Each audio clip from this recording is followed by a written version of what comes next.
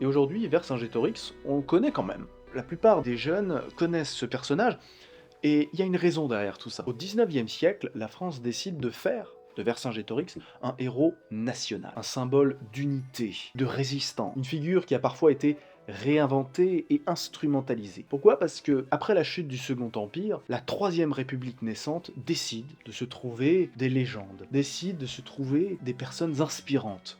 Et il ne voulait pas vraiment mettre en avant les exploits de Napoléon Ier ou de Napoléon III, étant donné que cela risquerait de provoquer potentiellement une remise en question de la Troisième République. Donc ils ont décidé de remonter un peu plus loin, et c'est comme ça que la figure de Vercingétorix a été élevée à la fin du 19e siècle comme l'un des plus grands héros de notre nation. Alors certes, hein, c'est un héros, mais il faut quand même aussi le remettre en question et remettre dans le contexte, dans une Gaule qui n'était clairement pas la France actuelle, ni même une France établie, un État, etc. etc. Et aujourd'hui, ça reste encore une figure de résistance, une figure française, gauloise bien sûr, le sacrifice, le courage, l'espoir. Il a certes perdu la guerre, mais il a gagné la mémoire. Et aujourd'hui, si on réfléchit à Gaulois, alors certes, les noms de Astérix et Obélix nous viennent à l'esprit, mais si on parle d'histoire, l'un des seuls noms qui nous vient, c'est bien évidemment celui de Vercingétorix.